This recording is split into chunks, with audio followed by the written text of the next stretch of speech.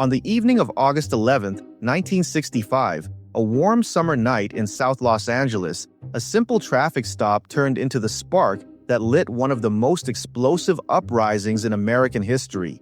The neighborhood of Watts had been simmering for years under pressure: poverty, overcrowded housing, heavy police presence, and an economy that never seemed to give back to the people who lived there.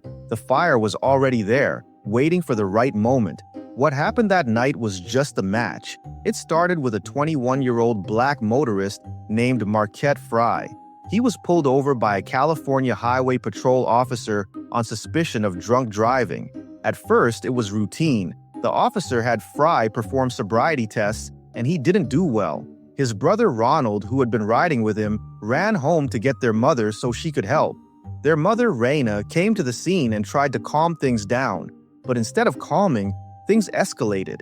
More officers arrived, voices got louder, a crowd began to gather. Then came the moment that pushed it past the point of no return. Witnesses said they saw officers scuffle with Fry, and eventually with his mother too. Seeing a woman handled roughly by police in the middle of the street, in front of neighbors, struck a nerve. People in Watts had seen it too many times. By the time Marquette Fry was handcuffed and shoved into a squad car, the crowd's frustration boiled over into anger. That night, bottles and rocks started flying. People shouted at the police, demanding answers, demanding dignity. The officers retreated, but the resentment stayed behind like smoke. By the next day, the unrest spread through Watts like wildfire.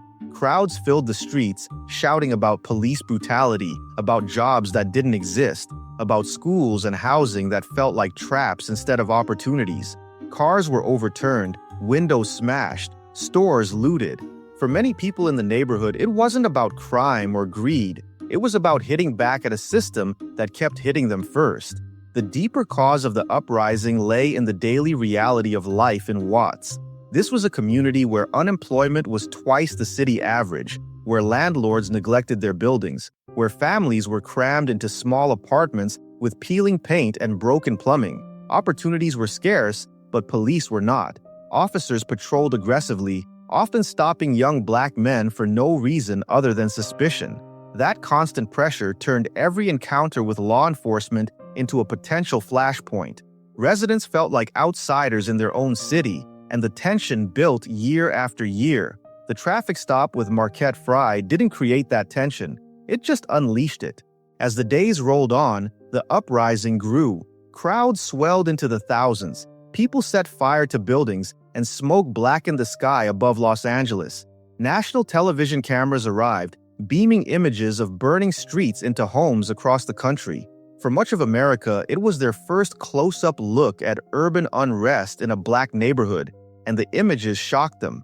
But for people in Watts, this wasn't chaos for chaos's sake. It was the release of decades of frustration.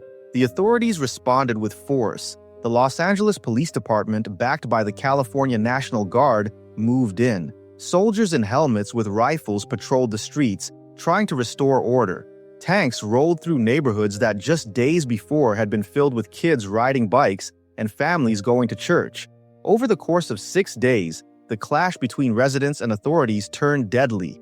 34 people lost their lives, hundreds more were injured, and more than 1,000 buildings were damaged or destroyed.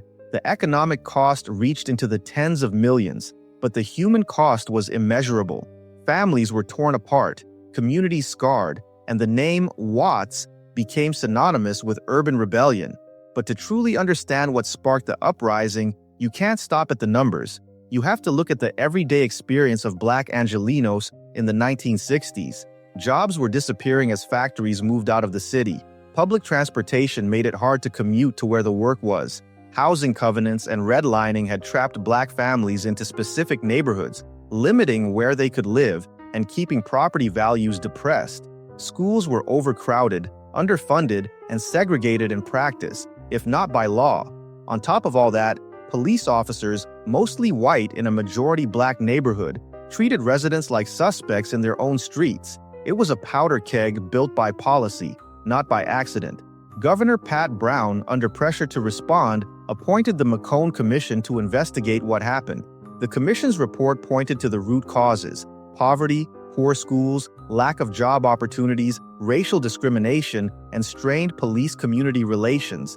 It acknowledged that the uprising wasn't just about a single arrest. It was about conditions that had been allowed to fester. But like so many reports, it gathered dust on shelves while little changed on the ground. Watts would rebuild, but the same problems lingered, waiting to explode again in future decades. The Watts Riots, or the Watts Rebellion, as many residents prefer to call it, became a turning point. It was one of the first major urban uprisings of the 1960s, followed by others in Newark, Detroit, and dozens of cities across America. It forced the country to face uncomfortable questions about race, inequality, and policing. For Los Angeles, it was a wake-up call that the glitter of Hollywood and the sunny image of California couldn't cover up the realities faced by communities of color just a few miles away from the Walk of Fame. Even today, if you walk through Watts, you can still feel the history in the streets. Murals, memorials, and community centers remind people of what happened in 1965. Older residents remember the smoke, the sirens, the soldiers, and the feeling that their neighborhood had become a battleground. Younger generations grow up hearing the stories, passed down as warnings and lessons. The uprising wasn't random. It was the voice of a community pushed to the breaking point. So when people ask what really sparked the Watts riots, the answer isn't just Marquette Fry's traffic stop. That was the trigger, but the real cause was years of systemic neglect, racial discrimination, and economic abandonment.